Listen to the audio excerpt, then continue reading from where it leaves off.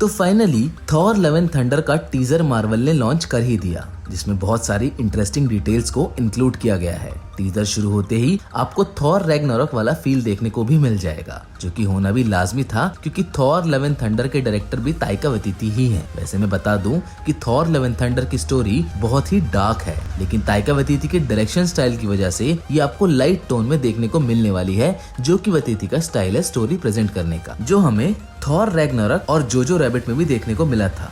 अब ये story dark tone को कैसे रिप्रेजेंट करती है, ये मार्वल ने खुद ही फैंस को बताया है अपने ऑफिशियल सिनॉप्सिस को रिलीज करके। उनके सिनॉप्सिस के अकॉर्डिंग थॉर अपने इनर पीस की जर्नी में है, जहां उसके इस रिटायरमेंट प्लान में गॉर द गॉड बुचर नाम की एक परेशानी आ जाती है। गॉर एक ऐसा गैलेक्टिक गॉड किलर है जो गॉड्स के एक्सटेंशन के पीछे पड़ा हुआ है, इसीलिए मजबूरन थॉर को किंग वेलकरी, कॉर्ग और जेन फॉस्टर की मदद करनी पड़ती है गॉर द गॉड बुचर को रोकने के लिए।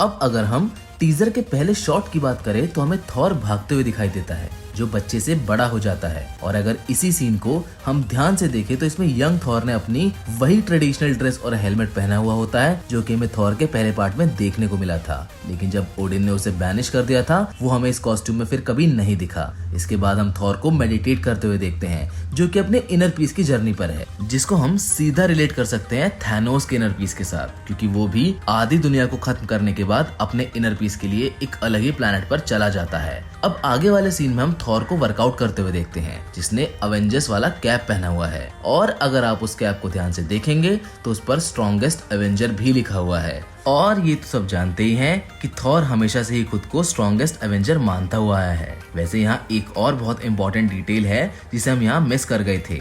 अगर आप यहाँ थॉर के गेटअप को ध्यान से देखोगे तो आपको उसका गेटअप फॉरेस्ट गम्प से इंस्पायर्ड मिलेगा। इसी सीन में आगे आपको एक बहुत बड़ा स्केलेटन भी देखने को मिलेगा, जो किसी बहुत बड़े एप या मंकी का हो सकता है। अब टीजर की शुरुआत में तो देखने से ऐसा लग रहा है कि थॉर के शुरुआती मिशन गार्डियंस के साथ ही होने वाले हैं, लेकिन गॉर द गॉड बुचर की वजह से उसे एक अलग पाथ लेना पड़ेगा, जिस पर वो अकेला ही चलेगा, क्योंकि गार्डियंस का हमें एक पूरा अलग sequence guardian of the Galaxy के वॉल्यूम 3 में देखने को मिल जाएगा। वैसे इसी सीन में अगर आप थॉर की टी शर्ट को देखोगे तो उसमें वही ट्री बना हुआ है जो कि 9 रेल्म्स को रिप्रेजेंट करता है। और अगर आपको याद हो तो यही ट्री थॉर फिल्म के फर्स्ट पार्ट में थॉर बनाता है जेन फॉस्टर को 9 रेल्म्स के बारे में समझाने के लिए। वैसे थॉर का एक पूरा लुक कॉमिक से उठाया गया है, और कॉमिक्स के ऐसे रेफरेंसेस आपको टीजर में आगे भी देखने को मिलने वाले हैं। इसी के बाद हमें रेवेजोर थॉर के साथ कॉर्ग का फर्स्ट लुक भी देखने को मिल जाता है, जिसकी कॉस्ट्यूम उसकी क्लासिकल फाइट कॉस्ट्यूम है। उसी कॉस्ट्यूम की बेल्ट को अगर आप ध्यान से देखोगे तो उस पे एक गोट का सिंबल भी बना हुआ है, जिसका एक अजीब सा रेफरेंस हमें नेक्स्ट शॉट में देखने को मिल जाता है, जिसमें आप 2 गोट्स को देखोगे एक अजीब से शिप को खींचते हुए। वैसे आपकी जानकारी के लिए मैं एक बात बता दूं कि ये गोट वाला सीन भी सीधे सीधे कॉमिक से उठाया गया है। वैसे अगर आप इस सीन को ध्यान से देखोगे तो ये न्यू एसगार्ड का सीन है, जिसे एंड गेम में टोन्सबर्ग में सेट किया गया था। और अगर आपको याद हो तो टोन्सबर्ग वही शहर होता है जहां रेड स्कल को टेसरेक्ट मिलता है। इसके बाद वाले सीन में हमें एक और सिटी देखने को मिलती है, जो कि ओलंपस है। और मैं जानता हूँ आप यहाँ क्या सोच रहे हैं। जी हाँ, ये वही ओलंपस है जहाँ ग्रीक गॉड जूस रहते हैं, जिनकी झलक हमें आगे देखने को भी मिल जाती है। वैसे उनका लुक क्लियर तो नहीं किया गया है, लेकिन हमें पता है कि इस फिल्म में जूस का किरदार रसेल क्रो निभाने वाले हैं।